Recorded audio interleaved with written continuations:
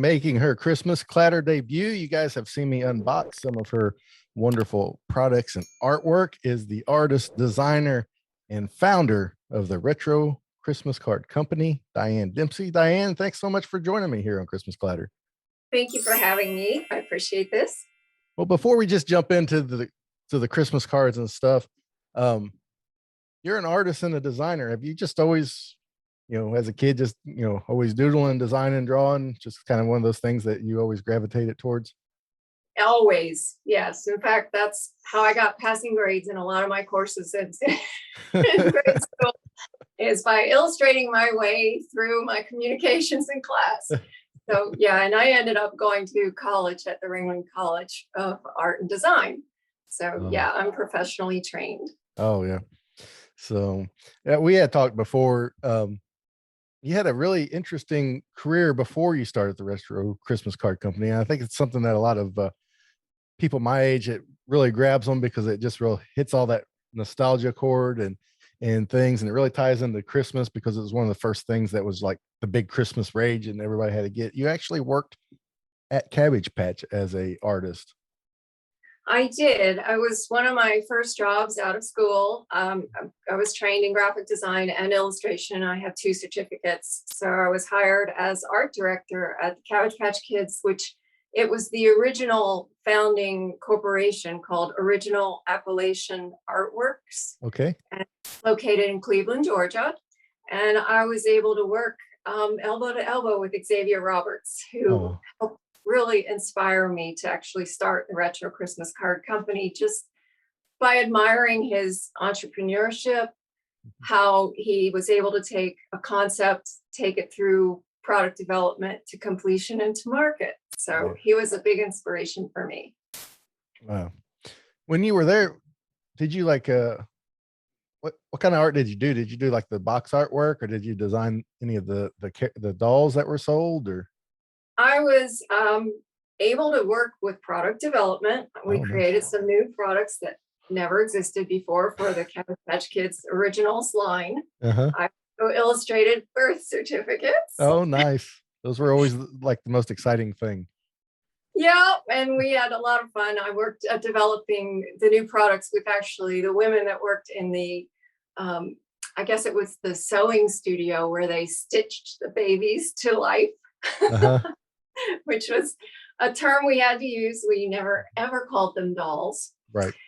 But yeah, it was fun. I worked on all sorts of levels, and I actually got to work, as I said before, with the head of the corporation, where we would develop new ideas for new products, which fed my young mind to want to create new things of my own. Yeah, I bet so, because you said it was like right out of college, so being that young and then jumping into a company that is like a rocket ship to the moon, it's just got to be really exciting, and things I'm sure were changing all the time, and you stayed there a while and moved through some corporate gigs and stuff like that, just kind of, I guess, drawing your way through corporate life like you drew your way through school, and then you took your love for Christmas and your love for art and design and created the Retro Christmas Card Company. Tell us how that seed of an idea began and how it came to life. I've always been a collector, and especially of vintage Christmas. And my favorite things are ornaments and Christmas cards. And I love vintage antique Christmas cards that I found in the antique stores, but you could never find a whole set that hadn't been signed and something that was ready to send out to your friends and family. So instead of trying to make that work, I decided I would start illustrating my own cards that looked vintage style. Yeah. I also was inspired by the nostalgia and how they felt vintage and how it felt like a trip back in time, because I really feel nostalgia and Christmas are married. Oh yeah, definitely. The cards that I did collect, I felt they were a little too Victorian for my taste. I grew up in the 60s, and I'm really more in tune to mid-century modern. Right. So I wanted to take the idea of a vintage style card and take it into the era that I was most familiar with and had the most nostalgia, personal nostalgia for. Yeah. Yeah. I get that, because I know a lot of times when you type like vintage, you get stuff that's a little older than what my grandparents would know. And it's that mid-century modern is just a great sweet spot for everybody because you grew up with it. Well, I grew up with it too through my grandparents and going to my grandparents' house for Christmas and that kind of thing. And so when I see cards like that, yeah, I didn't live it firsthand when it was new and fresh, but just through my grandparents, and everybody knows that feeling of going to grandma's house. It's like a unmistakable feeling. So those retro vibes, that those retro cards really bring out a lot of that. People my age and maybe a little younger and things, but you started with these cards and you've moved on to more than that. You have ornaments now that people can buy, and a village, and you're into puzzles now. So Yeah. how did it spring off just you making some cards because you wanted some retro Christmas cards? They didn't have any, so you realized on your way home, you're like, hey, I could probably make some of those. And Yeah. so how did that get launched off into ornaments? Well, we started thinking about how can someone send a card and send a gift too in the Right. same envelope. So we came up with an idea where I would create the design for the card that would have a matching ornament that Uh-huh. fits inside. So the ornaments are flat, they're metal, Uh-huh. and you can slide them inside and send a package off that's a greeting card and a gift all at once, which comes in really nicely handy when you're not really that friendly or not that ready to give a gift, or Right. you want to give a little bit of something other than a card too. Right. Um, so we coordinated some of our card designs so that they would have matching pieces of little Oh gifts yeah. and little treasures to slide inside that match the Mhm. designs of the cards. Yeah. That's great. When I unboxed my order from Retro Christmas Card Company, I'm a letter carrier for the Postal Service, is what I do, my regular 9 to 5. And that's one thing that I realize is you marry the matching card and ornament, you put it in there, and it's like it adds barely any thickness to That's correct. to the envelope. So a lot of times when people stick gifts in there, the thickness goes up, and if you're not careful, you're in like package rate almost, a little too quickly, and then that really skyrockets the price of postage. And by adding that ornament, it's like one extra stamp, and you're covered for sure. You Well, you know, would know, you're the pro, you're the letter carrier. yeah, Yeah, basically one extra stamp, yep, and you can send along a little ornament, and then that Christmas lives on forever. right. You send a card, and then every year when your friend or family opens the box of ornaments, they'll always have the little ornament from you. Oh yeah, they'll have that, and they probably won't get rid of the card either because that's so Oh. nice to have around too. It's like Well, I was gonna I send do. some of those cards out that I had ordered, and now I look at them, I'm like, do I really want to do that though?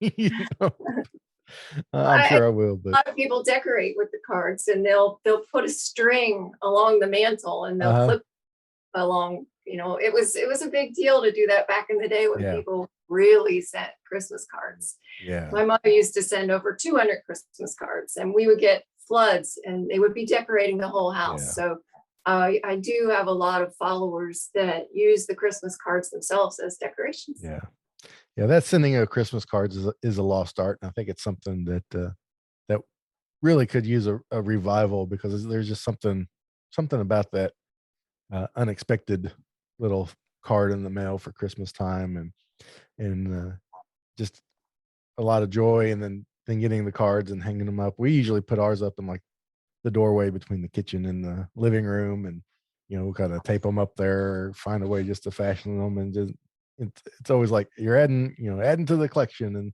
then by the time Christmas rolls around, it's just completely covered, and it's just Well, it's an easy way to say, I'm thinking of you. I yeah, remember you. I remember the Christmases we shared together. uh-huh, And it's an easy way to surprise someone and brighten their day. When you go to the mailbox, if you pull out anything that doesn't look like a bill, yeah, and if it's in a cheerful little red envelope, it yeah, just make your day. Yeah.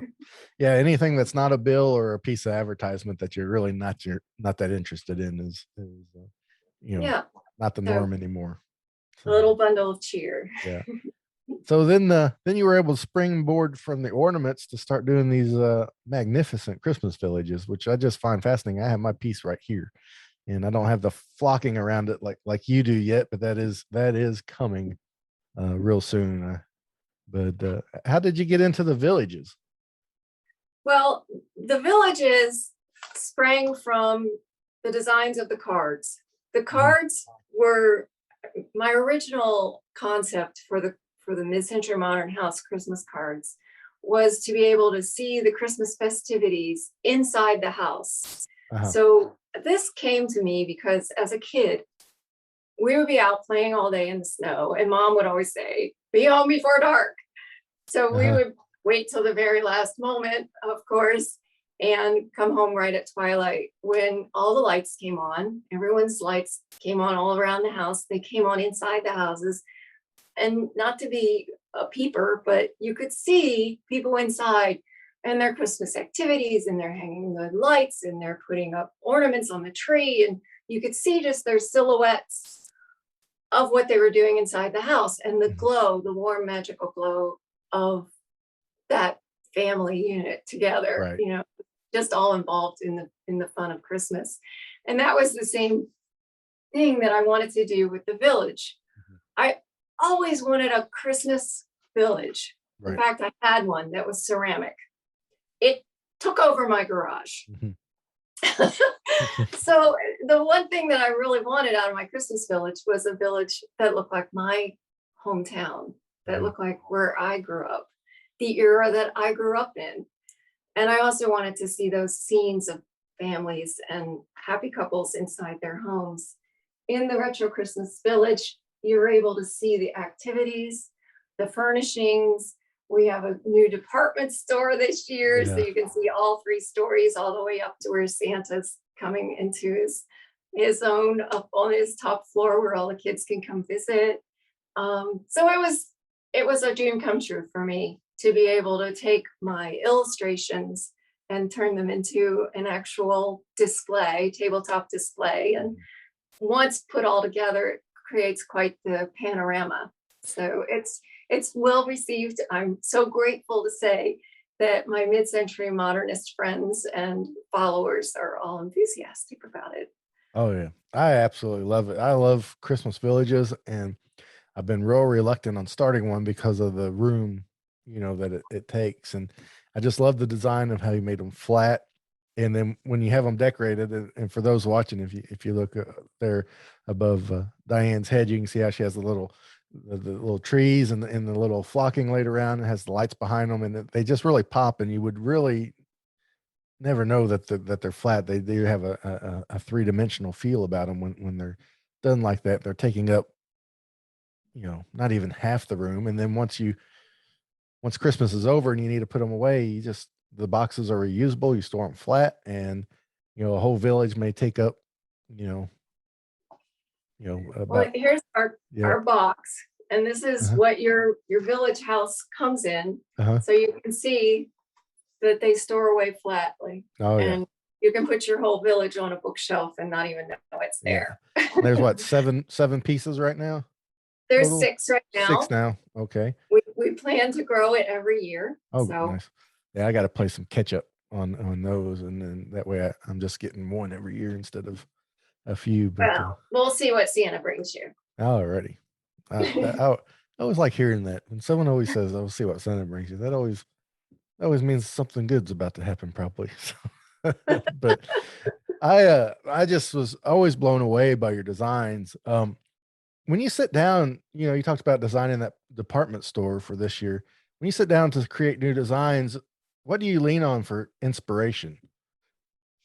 You know, my husband, who's my business partner and all around support guy, he does Uh-huh. all the heavy lifting around here. He's always saying to me, Diane, you're going to run out of ideas.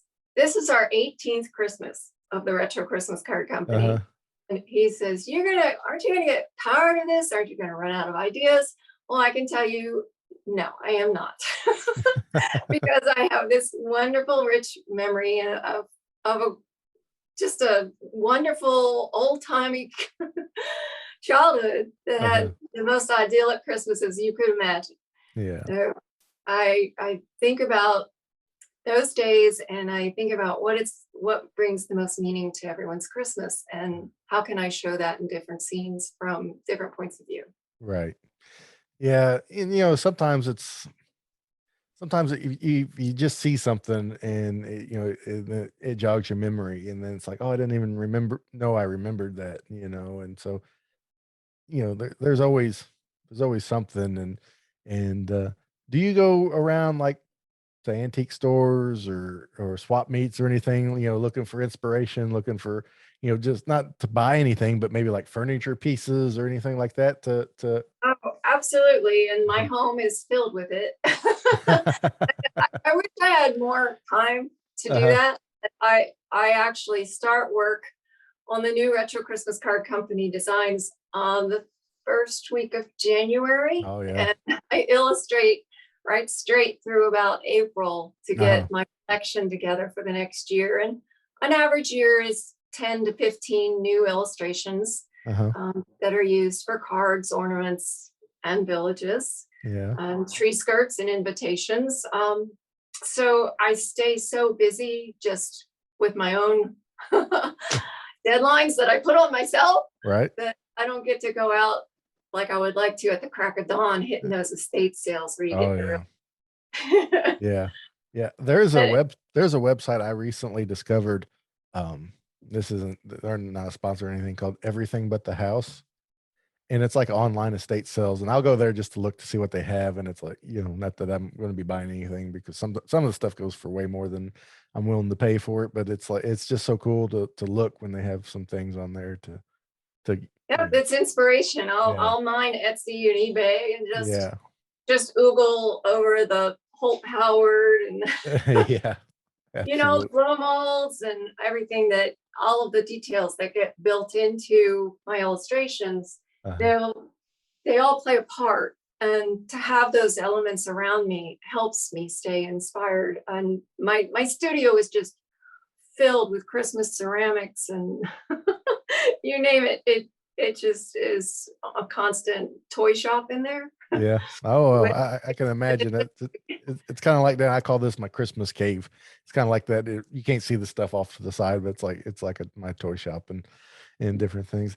Now, let me ask you this, and if you don't want to answer, you don't have to. But a lot of times, artists and creators will always have something that is almost, you know, uh, autobiog. I can't even talk right now.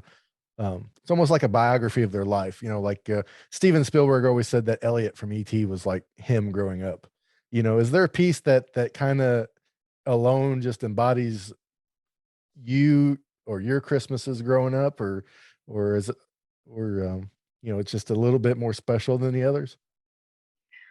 well, there are several cards that replicate closely what my childhood Christmases were like. And I would Uh, have to say the one piece that comes closest is a piece called Mid Century Christmas Morning. okay, yes. It's a Christmas card, and it shows a staircase in the background. And in the foreground, there's a Christmas tree with a fireplace burning, and you can see a coffee table Mhm. that's got 2 cups of coffee still warm and wrapping paper under the chairs, which the storytelling behind that is the fact that my mom and dad would stay up all night before Christmas to get everything ready for us kids because we would come flying down those stairs at the crack of dawn. And I know my mother went many, many Christmases without any sleep. She would Uh-huh. be at her sewing machine creating fantastic new things for us Oh and wow. gift wrapping up until dawn. Mhm. So that's kind of a precious one to me. Yeah. That is I know which one you're talking about, and I just showed everybody here on the video what it was, but yeah, I know that is one of the my personal favorites, and it makes me happy to know that you know it was really a meaningful one for you. I have to ask you this because I like putting jigsaw puzzles together. In fact, last year, here at Christmas Clatter, we did a Christmas puzzle exchange with some of the listeners that signed up. We sent we drew names randomly, and we sent Christmas puzzles to each other all across North America with a little Christmas card just to kind of celebrate. So that's how big into puzzles I am. I mean, I even have my favorite. I even have my favorite brands of puzzles and brands of puzzles I avoid. One of my favorite brands, maybe my favorite, is Cobble Hill, and it wasn't it wasn't long ago that Cobble Hill come knocking on your door wanting to use some of your designs. That must have been a exciting moment. At least it would be for me since I'm such a big puzzle fan. But Well, let's see if can you see this? bring it in towards your face just a little bit more there, right there. Yeah. I called Cobble Hill Ah. because I was going to hire them Uh-huh. to print puzzles for me. I Ah. knew that everyone was locked down with COVID. Uh-huh. Everyone was working puzzles because they were tired of screen time. Right. And I have 18 years of archived Christmas illustrations that I'm looking to license. And Right. first thing I wanted to do was puzzles. Right. So I contacted Cobble Hill and met the nicest person to work with. And her response to me, once she visited my website and saw my artwork, was, well, you don't have to hire us because we'll license from you and we'll print and market and distribute them for you. Oh, wow. So it turned into the happiest licensing arrangement I've ever had. Uh-huh. And we're not quite a year old with our experience with Cobble Hill. And as of this November, we'll have 5 puzzles with them. That's fantastic. That's fantastic. Yeah. And for people that don't know, of course, everything is available on retrochristmascardcompany.com, which the link will be in the show notes and description. But if you're just out and about in town, swing in by your local Hobby Lobby. They'll be in there for sure. Yes, and that's a point of pride for me too. I love Hobby Lobby. Yes. Yes, Hobby Lobby is a household favorite around here, especially in June when they start putting out, all the Christmas stuff starts to trickle in and Well, things. I'm an art supply addict. What can I say? Yeah. I've got one in my backyard and I'm over there all the time. My wife is in there. I want to say once a week, but it may not be that much. But she loves to paint and to draw and to do all kinds of crafts and I'm paper sure crafts and stuff. So, oh yeah. In fact, this nutcracker behind me, she painted that a few weeks back, so that's why it's hanging up there and very nice stuff. So, but yeah, it's one of our favorite places. But yeah, just to have your work on a puzzle, for someone like me that's a big fan of jigsaw puzzles and of Cobble Hill in general, it's like, it's almost like it's hard to explain. It's almost like meeting Michael Jordan or something, or something like that. It's just, oh, it's Cobble Hill, and I've worked so many of their puzzles and things. And when we did our puzzle exchange, it's like the puzzles me and my wife bought to send out, it's like there got to be Cobble Hill puzzles. I ain't sending anybody else anything else but Cobble Hill puzzles. So. Yeah, it's very flattering to know that they are acceptant of my work, and that they want to continue a relationship with me, and I look forward to doing more and more with them. And I don't know, I think that it's such a great pastime to sit down elbow to elbow with friends and family and work on a puzzle together. Yes, it's just a more, I don't know, warm and fuzzy activity than sitting behind your screen with your nose hidden behind your phone. Yeah, our usually our tradition, of course, through the summer and stuff, we don't work them as many, but usually in our tradition is after Christmas on the 26th. Of course, we leave our decorations up for a while anyway. We don't watch much TV. Anyway, in general, we don't watch much TV at all. But especially after Christmas, it's barely even on. And we clean off the kitchen table and we start, working a puzzle, and we just turn on like the Christmas crooners, like Bing and Frank and Michael Bublé and stuff. And we let that nice, mellow, soft Christmas music play all through the evening. And we just sit there and work a puzzle. And we've even made it a competitive sport in a way, because when you find a piece, you're supposed to double tap it and then you get a point. But nobody ever keeps track of the points. But at least when you double tap, you let everybody at the table know you found a piece that fits. So Nothing to do with zombies. yeah, no, nothing to do with zombies. No double tap rule for zombies, just for that puzzle piece. So, but that's fantastic. And I want all our listeners to know that here at Christmas Clatter, we are big puzzle fans. We are big fans of Diane and the Retro Christmas Card Company. She has become a Christmas Clatter favorite around here over the past couple months. So if you're watching this video or if you're listening to it on the podcast, head over to youtube.com/Christmas Clatter. Find this video with Diane in it and leave a comment. You leave a comment in there, you will be entered to win a free Cobble Hill puzzle with one of Diane's pieces on there, and I will get that sent to you within a week or so after this episode airs. So I just want to put that out there, maybe prime the pump, and for everybody else, make sure you hit the Retro Christmas Card Company website and take advantage of their stuff. Now, the Christmas Village pieces go fast, so if you wait, you might be out of luck, and so be sure to do that. So, Diane, we're friends, so tell us what you got planned for next year. Well, I wanted to kind of close on this thought is Okay. Everyone has their own special Christmas memories. Yes. And I would love it if people would comment in your post about their favorite Christmas memories and tell me what you remember and what makes your past Christmases special. And you never know, you might inspire me to do an illustration that could end up being a Christmas card for next year. Oh, that's a fantastic idea. So while you're leaving that comment, you'll be entered to win that puzzle. You'll be have your chance to inspire Diane to create a new design, and I'll make sure that all those comments get sent over to her. And Diane, I appreciate it so much you coming here and talking about the Retro Christmas Card Company and all the great things you're doing, all the great things you have done. It's been such a interesting journey of your life and the weaving in and out, and I'm just so glad that you've been able to